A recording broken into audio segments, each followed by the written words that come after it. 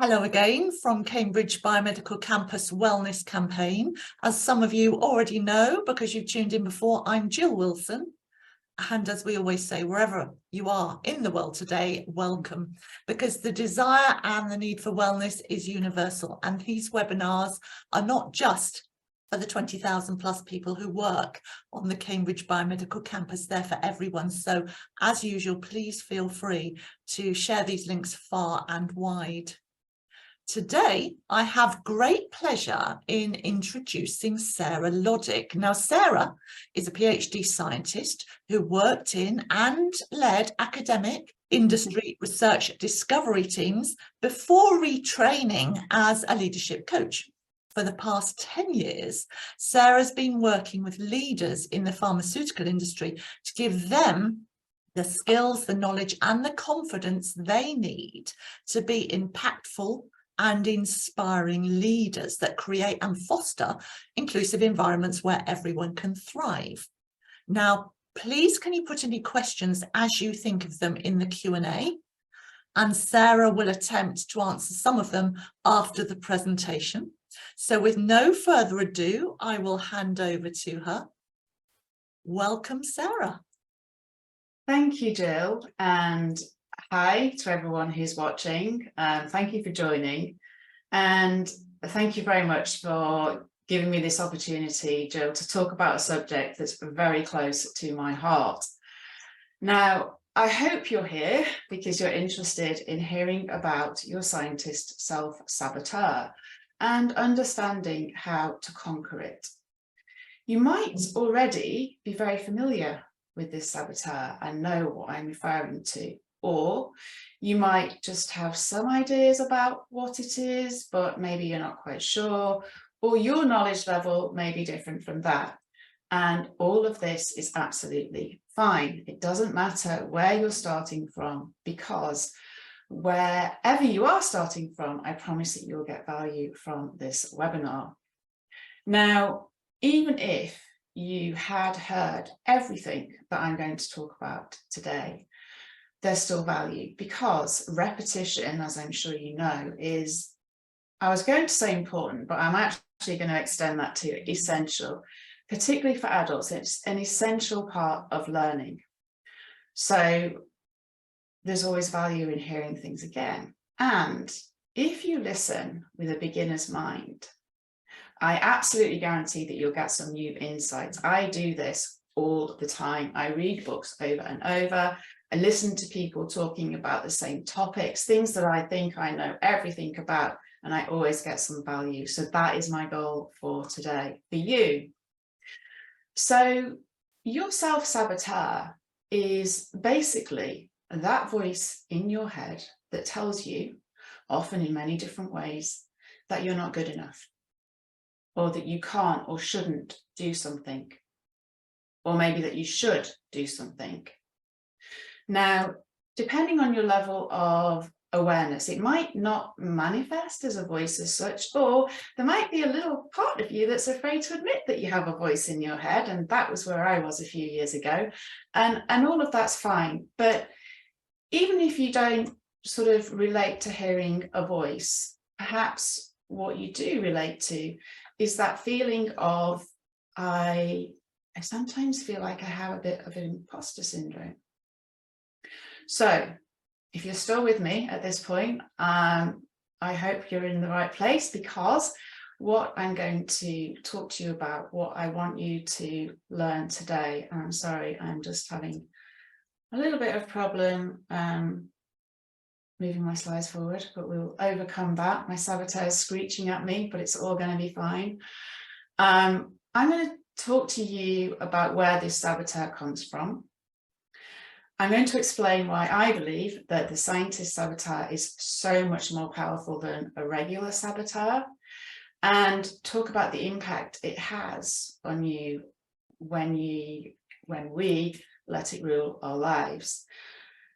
Now, I'm not going to jump straight into telling you how to overcome your self-saboteur, because you kind of need all this knowledge and information to help you get to that point. It will all make sense as I go through the presentation. So please stay with me as I explain things to you. It's all helpful. It's all news and information that your saboteur needs to hear. So I thought I'd give you a little bit, sorry, I'm really struggling with my slides. I have a question that I'd like to ask first, and we're not running it as a poll. So if you can just pop your answer in the chat. I'm curious to know who we have in the audience. So do you identify as a scientist? I know it's a yes or no answer, but I've given a third option. So just put in the chat, yes, no, or sometimes. And as you're thinking about that, or popping your answer straight in, depending on your personality type, I'll explain to you kind of why I'm here and talking to you about this topic. So, as Jill has already said, I'm a scientist. But there were times in my career when I didn't feel like a real scientist because I thought I wasn't good enough, or smart enough, or that everyone else was doing better than me. And I thought I was lucky to have got my PhD and lucky to have got my fellowships and my jobs, and all luck. That was how I got to where I was. It wasn't based on talent. It wasn't based on ability, maybe a little bit, but it was all luck. Now, if those thoughts and feelings sound familiar at all to you, then first of all, know that you're not alone. I hear this a lot from my clients, as well as relating to it myself. But you will know that those feelings, that belief that you have, totally saps your confidence and can leave you feeling anxious and stressed as you work incredibly hard trying to be good enough. So I know from personal experience that this is an exhausting and demoralizing way to live and work. And it's also the way to squash rather than harness your talents. Because what we do when we feel like this is we often, and we're sometimes not even aware of this, we often try and be like everyone else around us who's seemingly more successful than us.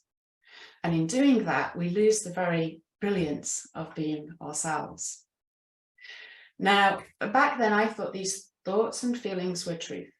I thought they were real and fact because I didn't really know about the mind and I didn't know about the self-saboteur and how all of that worked. And so the reason that I'm here today is that I've been on quite a journey to get to where I am now and help me know how to overcome those thoughts and feelings. And what I love to do now is to help other people overcome them, and also to help them in working with leaders to help them create environments in their teams and organizations where it's harder for the saboteur to thrive. So you could say, I love sabotaging the self-saboteur. And outside of work, one of the things I do to help myself is run. I'm not very good, but I run. And this is a picture of me and my brother running on Sunday, just gone, in what felt like the blistering heat of Manchester in the Great Manchester Half Marathon. And you'll see I'm wearing a charity shirt for Diabetes UK, and I'll come back to that in a little while. So I'm going to see if there is anything in the chat, and it does look like there's some things. So we have got, oh, brilliant, a mixture of responses. We've got lots of scientists. We've got some people who don't think of themselves as a scientist, whether you are or you aren't an actual scientist. You will still get a lot of value from this presentation. And I saw the odd sometimes. So I'd actually love to know more about that, but I'm not the only one. And a lapsed scientist. You're never a lapsed scientist, in my view. Okay, thank you very much for taking part in that chat. I really appreciate that. So let's make a start. If I can, I don't know why I'm struggling very much to navigate my slides. There we go. So let's talk about where the saboteur comes from. So my saboteur, well, I'll take a step back. Most people benefit from thinking of their self-saboteur as a character. Now, if this is starting to make you feel a little bit uneasy at the idea that we're now talking about sub-characters within ourselves, then please be reassured. It is not a sign of insanity or madness. It's actually perfectly normal. And perhaps even more importantly, it's a proven way to help overcome your self-saboteur. So a book that quite literally changed my life, and I highly recommend this to pretty much anyone I speak to, is The Chimp Paradox by Steve Peters. And Steve talks about the chimp. So, and he's not specifically talking about the saboteur, but it's the work of his book is what kickstarted my whole personal development journey. And it's very much a part of what I'm talking to you about now. So in my head, my saboteur is a chimp.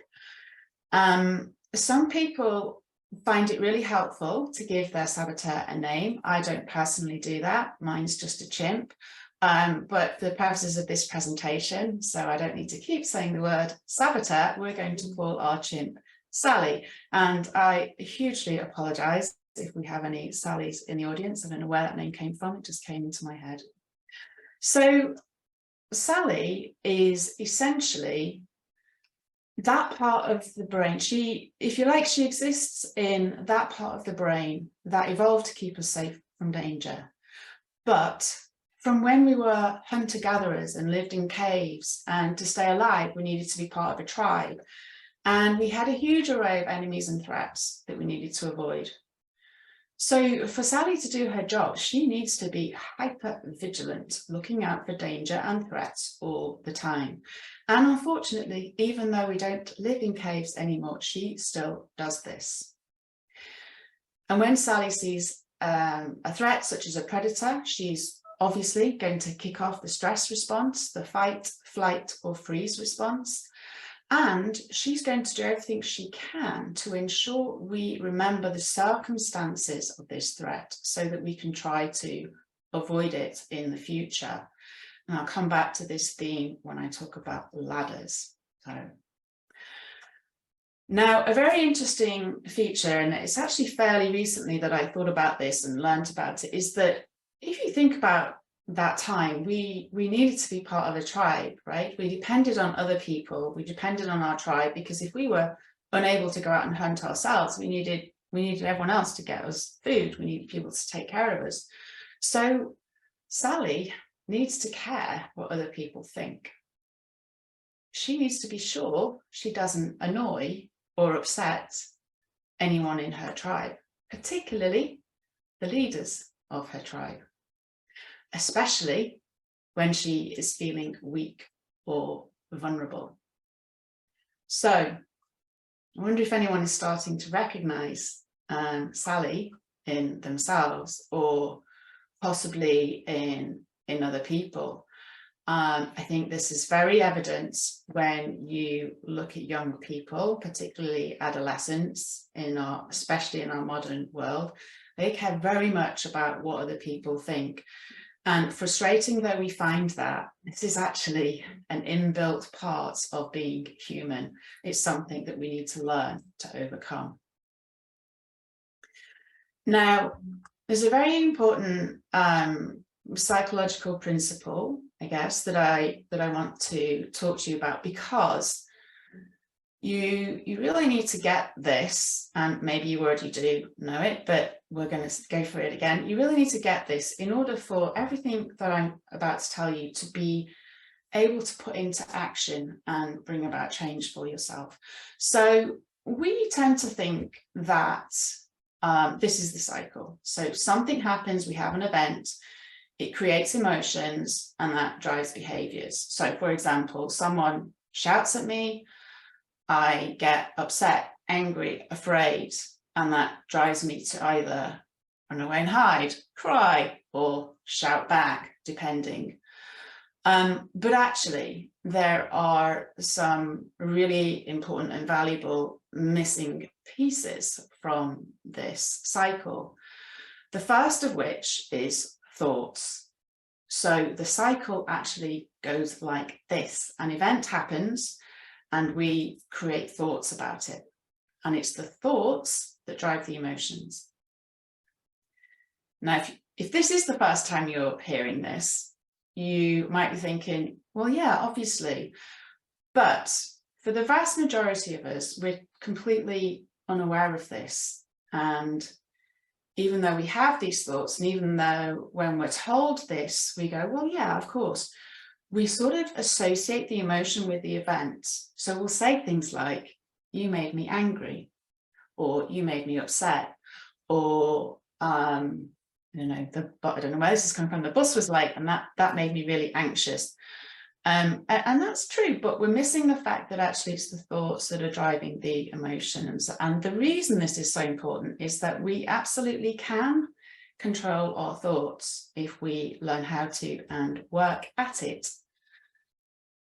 Another important aspect is the physical sensations that we get when we're in this cycle. Now, some of you will be extremely aware of these, and by physical sensations, I mean how your body reacts. So if you're feeling stressed or upset, you might be feeling hot, or you might be feeling cold or sweaty. You might feel your pulse racing. Maybe you feel sick, or maybe you have a stomach ache. Those are the physical sensations that I'm referring to. Some of you, I pretty much guarantee, will be sitting there going, nope, I don't get any of those. You do, you're just not aware of them. And the reason these are important is because essentially this is like our warning system. This is our alert system to remind us that we're going around in this cycle. So when we come to work on trying to conquer Sally, these are really helpful because they can serve, once we become aware of them, they serve as a reminder that something is going on that we might want to control. So some of these thoughts that Sally had, let's say, in the cave, are also relevant to today. Now, she may not normally need to worry about being eaten alive, or at least not literally, though we use that phrase, right, don't we? You'll get eaten alive. Think about where that's likely to come from. But these thoughts are still things that we essentially have today. So don't let them see you're weak or vulnerable. How many of us can honestly put our hand on the heart and say we never feel that? Please like me. I think most of us can relate to that, at least at some point in our life. And if we look at our work interactions very closely and carefully, and honestly, I think there's an element of that. These are all thoughts that were coming from Sally, that were there to protect us in an environment that we no longer live in. One of my favorites, they think that, I hear this so often with people that I work with, I do it myself. When we're in a situation where we maybe feel uncomfortable, we start speculating, considering, hypothesizing, assuming we know what other people are thinking about us. And we don't. We never know. But all of these messages are really quite negative normally. If you relate to having a self-saboteur, all these messages are really negative and making you feel not so great, and also getting in the way of you being you at work, and sometimes maybe at home also. So, but how do these things maybe manifest today? What kind of things might be triggering us in the modern world? So obviously we still encounter real, genuine physical threats occasionally, such as illnesses or an accident on the road. But in terms of the self-saboteur, we're really thinking about our work environment. We're thinking about what kind of things really trigger Sally into getting upset or angry or scared that actually we wish that she didn't. So if you have any thoughts yourself, pop them in the chat and I'll have a little look in a minute. And there are no wrong answers here, right? Because this is all very individual, and And it's really great to share the thoughts that are coming to your mind, because actually quite often when somebody else reads that, it will really help them, and they'll go, oh yeah, I didn't think about that. So I'm a coach that works with people in the business setting. Now, obviously, there are things at home as well as at work that trigger Sally, that influence us, that where our self-saboteur comes in. But in the work context, you know, these are the types of things that I hear people talk about.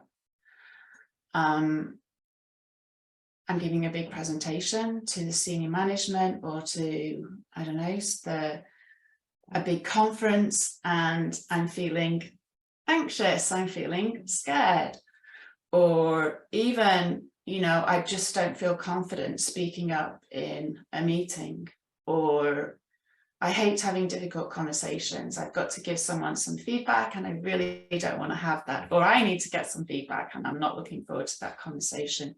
So these are all the things in our everyday work life that are, if you like, tapping into that saboteur, tapping into Sally, who's looking out for threats and things that are scary all the time.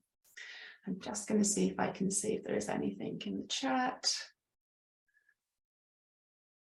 I'm thinking of this as perceived thoughts of praise, emotions, response, behaviors. Yeah, thank you.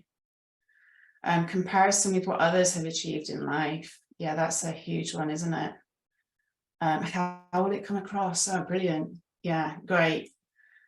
So yeah, I'm saying, that's so funny. So that's just been going through my mind. I was just talking then and I thought, I don't think I made that super clear. So now my saboteur is telling me, oh, you need to apologize. You need to go back and correct that.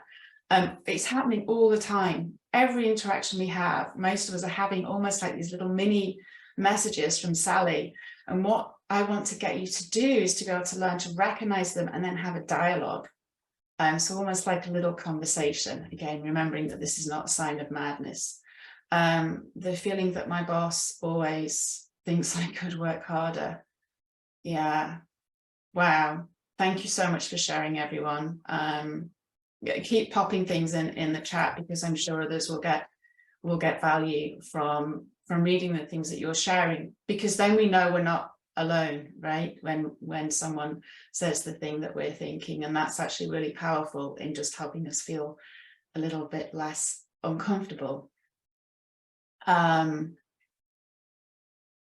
Okay, so I alluded to this kind of characteristic, if you like, earlier on when I was talking about Sally, and this sort of little mini story that I'm going to tell you is adapted a bit, maybe quite a lot, from something in Steve Peters' book that I find it really powerful. So this is sort of trying to describe how Sally behaves and perceives danger, and it helps you think about the impact that it has on you in other settings. So this is the ladder story. So let's say, this isn't a great image for it, but let's say you're outside and you need to climb a ladder and it's been raining. So the ladder is slippy. You've maybe got inappropriate shoes on and they're slippy too. And you go up the ladder and you fall off. Now, you don't injure yourself dreadfully, but you know, you have a little bit. So the human, Steve Peters talks about the chimp and the human and the computer in our brain. The human might say something like, oh, you know, that was stupid. I shouldn't have gone up the ladder in the wet. And, you know, I know ladders are dangerous. I should have been more careful. The chimp, Sally, will say, ladders are dangerous. Never go up a ladder ever again. And then she will do everything possible to stop you from going up a ladder ever again, and maybe even encourage you to warn anyone that you care about not to go up a ladder ever again. I wish I could see faces at this point, because it'd be great to see if people are going, oh yeah, I get that. So the next time Sally sees a ladder, or God forbid thinks that you're going to go try climb a ladder, she's going to do everything she can to stop you. And that might be, you know, saying things like, well, no, come on, remember the last time you fell and you really hurt yourself, you might have broken your neck. You get the idea. So hopefully now you're getting an idea of where the self-saboteur comes from. It's that primitive part of our brain that evolved to keep us safe from danger. But in the modern world, it finds danger in things that we have to encounter on a regular basis. On top of that, Sally is pretty, let's be kind and call her extreme and dramatic in her thinking. So she can turn relatively minor incidents into a massive deal and make us absolutely terrified of people or settings, even environments that we need to encounter on a daily basis. So imagine if you could get control of that. And that's where I want us to get to. So I'm just going to pop this up again as I summarize, because it comes back to these thoughts, right? So this is what Sally is. Sally is those thoughts that come after an event, that drives the emotions, that dictates the behaviors. So that's why we need to interfere, to notice those thoughts and intervene and create new thoughts. Now, one of the reasons I really love to work with scientists is because I used to be a scientist, and I relate to the work that you do. And it's very important to me personally because I've had type 1 diabetes since the age of 12. So medical research, technical innovation, anything to do with that, I really genuinely feel personally the value, and I know the value and importance, and I also know how hard it is. But another reason that I'm really passionate about the work that I do is because I genuinely believe that the very training that has made us great scientists, and yes, you are a great scientist, has essentially turned the self-saboteur into a super beast. So just think for a moment about the type of training that you get as a scientist, what you're taught how to do, the messaging that you receive. And remember that Sally got all that too. So she got exposed to exactly the same messaging, but she took it all very, very literally and made it into a much bigger thing. So I put some of the things that I think about and I guess hear about from my clients. There may be others. There may be some that are others that you think of that are very general. There may be some that are very specific to you. But think about how Sally might have interpreted something like, you need to be the expert. You need to know everything there is to know about this topic. You need to know more than anyone else. How might Sally have reacted to that feeling of competition if you're working in cutting edge science and you're trying to get your paper out first? You've got to be first, you've got to be the best, there've got to be no holes in the data. Which brings me to analysis. How good are we at looking at the detail and looking for mistakes and problems and errors? How much are we taught to respect the expert, to get to know the right people? And yes, even that annoying professor who often seems to be talking a load of rubbish, we can't be rude to them, we can't challenge or question them, because they sit on the board that's going to decide if we get our next round of funding or not. I'm guessing that you're now starting to form some ideas in your own mind, your logical brain, about how some of your personal characteristics might be coming from this. And hopefully you're with me in the fact that this science training that we have, brilliant though it is has also served to supercharge Sally, our self-saboteur. So that's why I want to help people like people like scientist so much, because it's so important for us to get over all of these things, and yet it's so hard because everything we've been taught has told us how important it is. I think you can probably gather that I'm quite passionate about this subject, and I could quite easily drone on and on. So I'm very much trying to keep track of where I need to be in my presentation.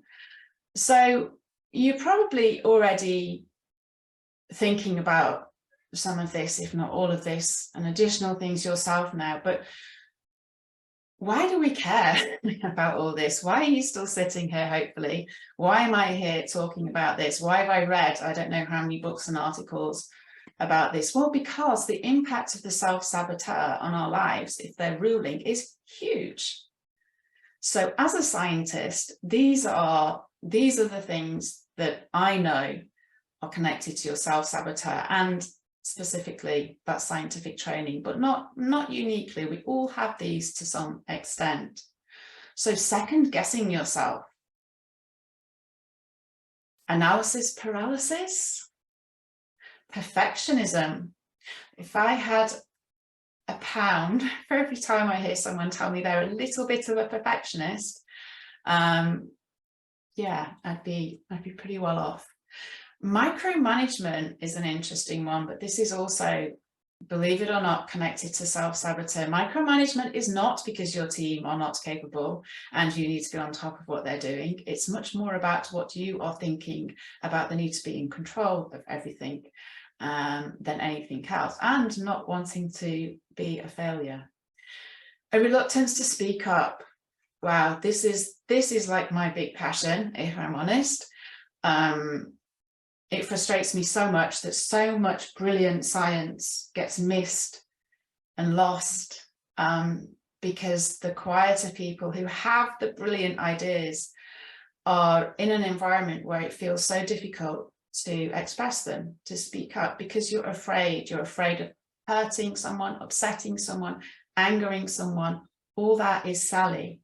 Hopefully you can see that now.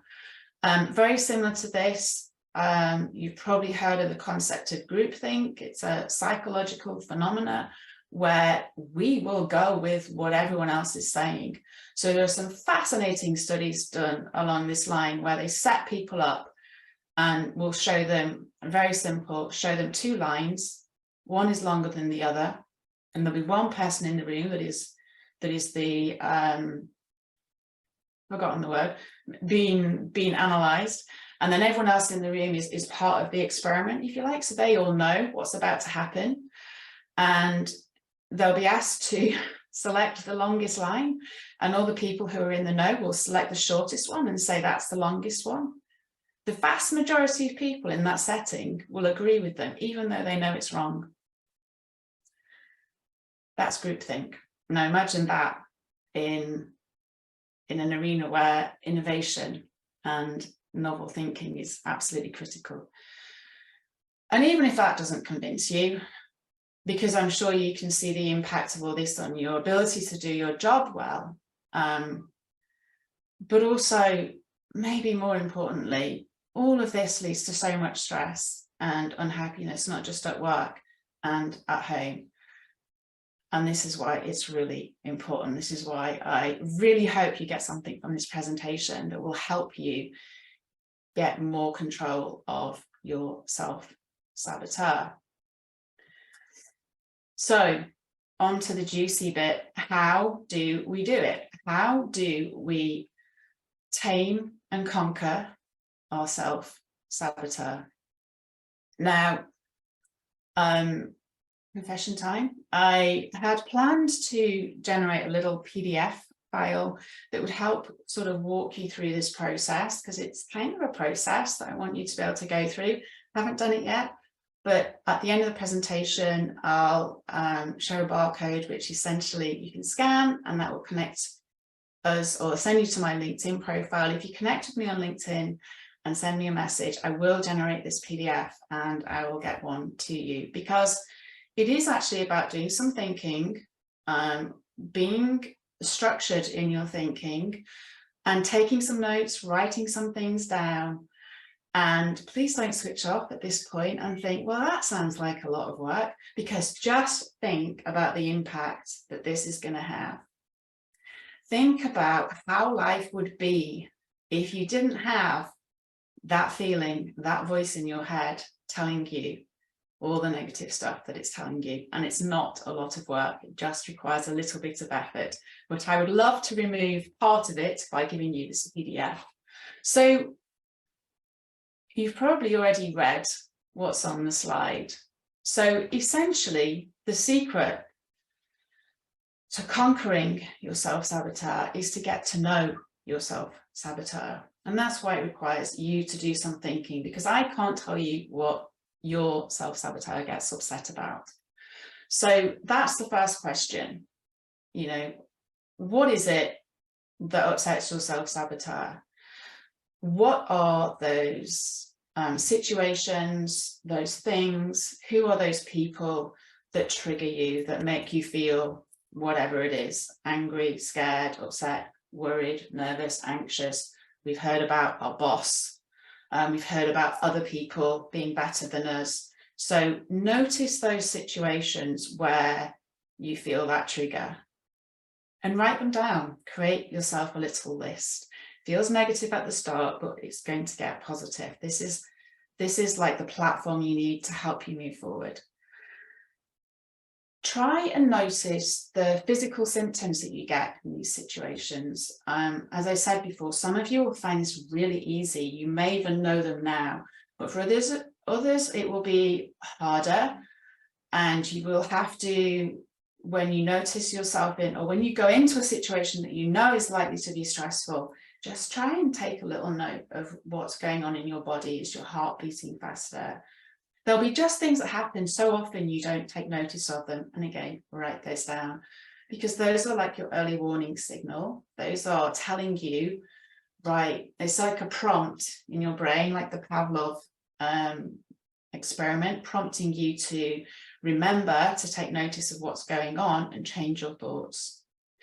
Now, if you can connect to that, yes, there's a thought in my head, there's a voice in my head. What do they say?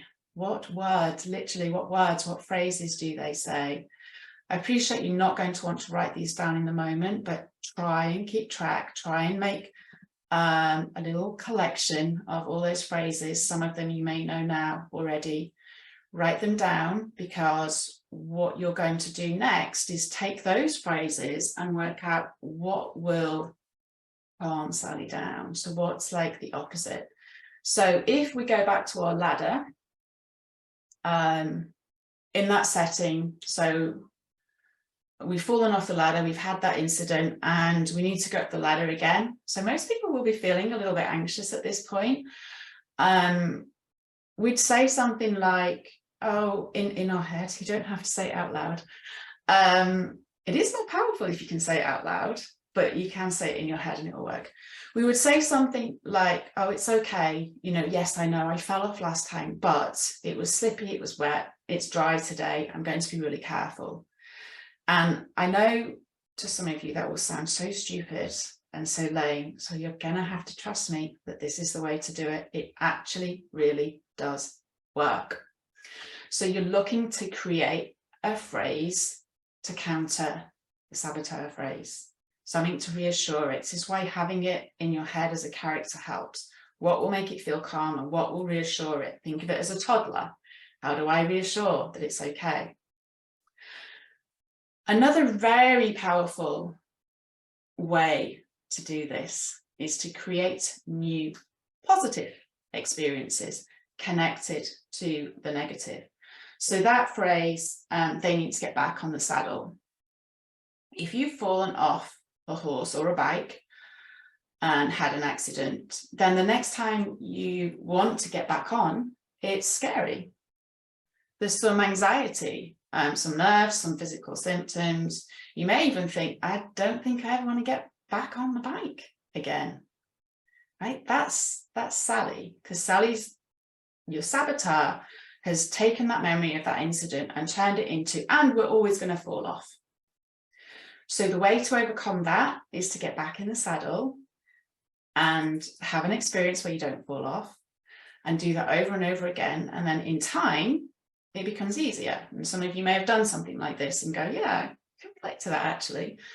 That's because what you're doing is creating lots of positive experiences. So when Sally sees a horse or a cycle, okay, she still remembers that bad accident, but she also has lots of positive experiences that reinforce your message. That would be something like, it's okay, that was an accident, I fell off because, or chances of that happening again are really slim, this is okay, it's going to be fine. And that's what that reinforce those positive experiences refers to. So it's almost not enough. It is helpful to have a new positive experience, but to make sure they get, if you like, lodged in the brain, to make sure they don't just get lost in the noise of the millions of incidents that our brain encounters every single day, you need to reinforce them by saying something about it. Again, I know this feels very strange. I used to resist all this stuff, by the way. I never used to do any of this until I realized the power. But by saying to yourself something like, wow, that was a great bike ride, that was a great horse ride, you know, I felt really safe. You're sort of making those experiences more important to your brain. You're elevating them so the brain will retain them and then use them in the future when you want them to be used. Yeah, I've got this image now of lots of people sitting there going, oh no, this feels so awkward. And I know it does. But give it a try. It's actually really powerful. You don't have to do it that many times before you'll start to see the power. And, you know, it becomes harder when it's something that maybe you don't naturally acknowledge yourself. So if you give a good presentation, for example, or if you give a presentation where you didn't die and nobody threw fruit at you and, you know, nobody told you how terrible it was, that's good. Okay, so you need to come away from that and actually say something to yourself to remind yourself that it was a good experience. Just give it a try. Now, the secret, or maybe not so secret these days, tip from top performers that essentially taps into one of the most bizarre things I find about the brain or the mind, which is that it's actually pretty useless at telling the difference between reality and made up. So this is what a lot of sort of affirmations are based on, this fact that if you say I am brilliant, the brain doesn't know that that may or may not be true. It takes it as true. So if you do that over and over and over again, it starts to believe it. Now, you might not be interested in affirmations, but be interested in the fact that your brain cannot tell the difference between made up and reality. So make up a good experience. So think about top athletes will do this all the time. So they will, in preparation for a big race, they will visualize themselves running the race, often like minute by minute, and winning or getting the time that they want. And they'll do this over and over because it works. The reason it works is because the brain doesn't know that it's not really happened. It almost like files it away as a real experience. So when you get to the start line, your brain is less scared than it might be because it thinks it's already done it. Sounds really weird, but that was part of the reason for putting up that running picture and saying I'm not a great runner. So for me to run a half marathon is actually quite a big thing. And so I visualize myself crossing the finish line. I haven't got the patience to do the whole run because it takes too long, but it works. It really works. So you can give that a try. I'm trying to think if I've missed anything off. I don't think that I have. So I think what I may do is Yes, I was going to summarize using this, and I'm hoping that at this point you're almost like going, oh, not again, because you really get it. So our self-saboteur is those thoughts, and it's so powerful because of the power of our thoughts. It's the thoughts, not the event, that drives the emotions, that makes us feel the way we feel.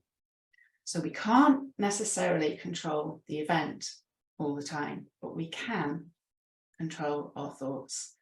It just takes practice. So don't give up the first attempt. Keep practicing it. Use the kind of formula that I talked through. Send me a message on LinkedIn if you want some more information. But I promise you, if this is the only thing you take away and you just try it a little bit, it will change your life. A bit over dramatic. It probably is time to finish now. Thank you very much for listening. Those of you are still here. That's the end of my presentation. So I just want to say, please do connect with me on LinkedIn if you'd like to know any more, or you'd like that PDF, and that will force me to make it. And the QR code should take you directly to my LinkedIn profile. And yeah, thank you very much.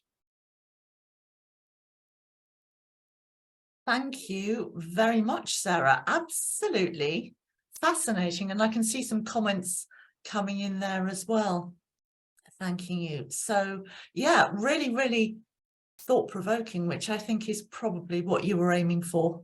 Yeah. Wrong. Yeah. Yeah, we've got one food for thought. Now, has anybody got any questions? If you've got questions, please pop them in the Q&A. And Sarah will see if she can answer them. Yeah, Might be that she's covered an awful lot of ground, which she has, and you haven't got an awful lot of questions. So somebody said they're not on LinkedIn, so could I share the barcode via another means? So that barcode just takes you to my LinkedIn profile. If you're not on LinkedIn, you can drop me an email at sarah@leadersinflow.com. And I believe that this slide and therefore this information will be on the YouTube video, so you can come back to that. And if Sarah lets me have the PDF, I can send that out to everybody who's registered for the event today. I did see something come in on the chat. Any tips for deciphering those physical symptoms? Any tips for deciphering? Hmm. Not entirely sure I understand what that question is, deciphering. Okay. I'm going to start by answering. I'll just start talking, and then if I'm not giving you the right information, just pop another question in. I find it difficult to notice them. Right. Yes. Okay. So that is practice, and being very intentional about wanting to notice them. And unfortunately, what it probably means is that you need to put yourself in a situation where you know your saboteur is going to be active, or you get those feelings that you don't want to get, and sort of try and find a way of sitting quietly for a few minutes and just literally, so in therapy speak, scan your body. So they normally say start at your feet, but I'm going to suggest for this, start in your head. So you literally just draw your attention to your head and think, is anything feeling tense? Can I feel anything in my eyes? Also, that would be the point at which you might capture your thoughts. What am I hearing? And then kind of literally go down your body. And the reason I'm saying start here is because we're normally feeling it in our torso. So my shoulders, how are my shoulders feeling? Is there any tension there? Am I going like this? Or am I shrinking in my seat? All those kind of things. But it does have to be intentional at the start. But once you start noticing things, then it will become easier. Yeah. It's about also asking yourself, suddenly being aware of what you're feeling, and then asking yourself why you might be feeling that, going inside, looking inside, because often our presenting feeling is not necessarily what is triggering it. So if we can recognize and accept that presenting feeling, and then look and see what's really going on, if, as you say, Sarah, we can sit quietly and we've got the time and the space and the confidence to do that, Yeah. you can often find the root cause of it. Yeah, no, and it's good that you said that confidence word there, Jill, because I think it's not always easy to do that. And actually that's just reminding me of a point I did forget to make. When we think about that cycle of event, thought, emotion, behavior, another important point is that that cycle can start anywhere. So actually, when our self-saboteur is really ruling the roost, we don't even need an event. It's just the thought. So that's the 3 a.m. thing, right? When you're in the middle of the night, you wake up, it's just your thoughts that are causing the chaos, isn't it? Nothing's actually happening. So that's important to remember. And the physical symptoms too, they might be the first thing that you notice. Yeah, I'm going to keep stopping. Those physical symptoms are a manifestation of what's going on inside us, aren't they? So when we get a physical symptom, let's ask, why am I getting this? Because you're not getting it for no reason. That's so true. Yeah. We've got a comment here. If you've been listening to the chimp thoughts for years, does it mean that it will take an equal amount of time to get on top of them? Really good question there. Yeah, very good question. No, not necessarily. I can't quote any actual data on this, but I can tell you from personal experience that sometimes it can be like that. Once you know, there'll be some sort of moment where you go, oh, and it can be instant. You will have to work at the dialogue bit, the sort of constant chit chat, and sometimes. So what I find is when I've got a lot of stuff going on in my life, when things are quite stressful, then the chimp becomes a little bit more active because I'm not noticing it as much because I'm noticing all this other stuff. So it's a constant thing. It's not a, oh, I'll learn how to do this tomorrow and then I'm good. It's literally is a journey. But no, just because you've had it running riot, let's say, for 10 years does not mean it's going to take you that much longer to get over it. And I would argue it's probably less time than someone that says, I don't have a chimp. Yes. Because everyone has a chimp. So you've noticed yours, that's the first step. So it's the self-awareness, isn't it? And once we are aware we've got a chimp, and once we are generally very self-aware of what we are, what we're thinking, why we're thinking it, what's going on in our body, what our body is reflecting, then that is more than the first step to do about it, isn't it? Yeah, gosh, there's lots of questions. We've got one here. Are there any practices that you find helpful? Yeah, so that's perhaps similar to, there's another question right at the end. Could you recommend a morning routine to start a day stronger in anti-chimp mode? Love it. Anti-chimp. Yeah, that's good, isn't it? Yeah. Jill, you may have some great morning routines. I mean, for me, I think, I'm not a morning person, so I'm not going to lie, I really struggle. But it is about that. Don't sort of get up and check your phone first thing. Don't go straight into reactive mode. Don't expose yourself to the kind of things that are going to trigger you. If you're into meditation, that really helps, just sort of calming the brain down. Anything to calm the brain down helps calm the chimp. So for me, running is a great outlet.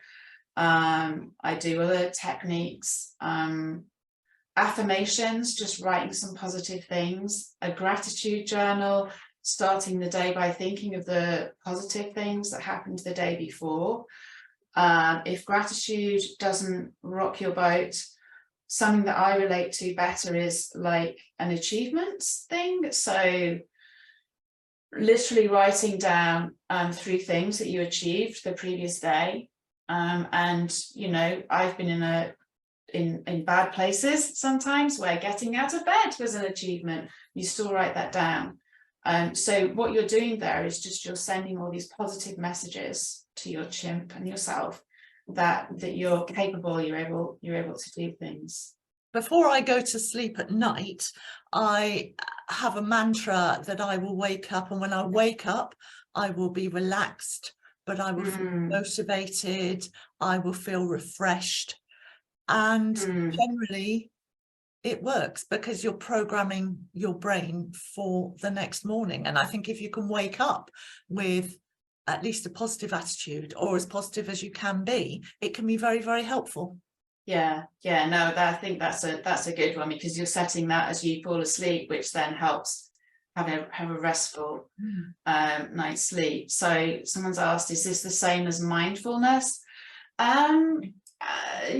Similar. I'm not a mindfulness expert. Mindfulness tends to be focusing on the breath. So we have meditation, which is more general, and then mindfulness is literally focusing on the breath, breathing in, concentrating on the breath. And as your thoughts come in, which your thoughts will come in, they do, unless you're some Tibetan monk of 50 years experience, you will get thoughts coming in, and you just watch the thought come in, and then you watch it go out, and you bring your thought back to the breath.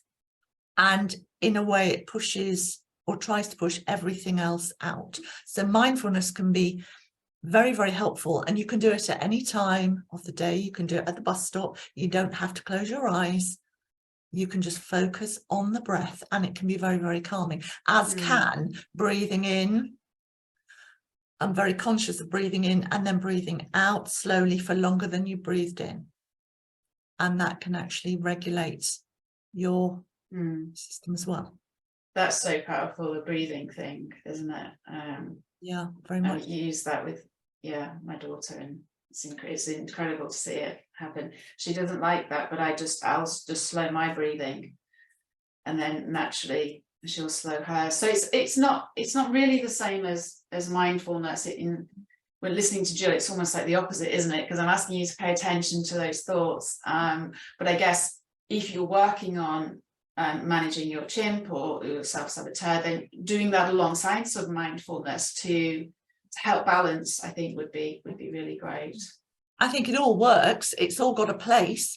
It's about everybody trying it themselves and seeing what works for them, because what works for me doesn't necessarily work for anybody else. Yeah, exactly. We've got a comment coming here to help me be stronger in anti-chimp mode. I find it helpful to spend 10 minutes every day doing one thing that makes me happy. Oh, nice. Lovely. Yeah. That's I like that. really lovely. That's what thinking about, isn't it? And it's whatever makes you happy. What makes me happy might not be what makes you happy. So it's whatever makes you happy personally. Oh, I've just seen one that I really want to share. I know we've got like 30 seconds left. Someone's just said, well, they said it's helpful to hear from a fellow scientist, as I tend not to believe positive messages that I tell myself because I feel like it's encouraging an unscientific positive bias. But this has been a helpful reminder that my chimp has a negative bias, so I'm just balancing it out. I love that. I love that. Because so often we hold ourselves back because we don't want to be arrogant. We don't want to be, we don't want to be overconfident, right? We're worried about that. So that's a brilliant message to end on, if we're ending that. Just think of it as balancing the scales. And the unconscious mind, the unconscious mind believes whatever we tell it. If we're going to give it negative messages, the unconscious mind will say, that's it, because that's what you say. So if you plant positive messages, even if you're not feeling positive, it can have a great effect on your mood. It's the same as smiling. If you make yourself smile when you're not happy, it actually tells those parts of your brain that need to know that you actually feel different. So I would like to say a huge thanks to Sarah, because this has been really, really interesting, and for the interaction that everybody has given online. It's been great.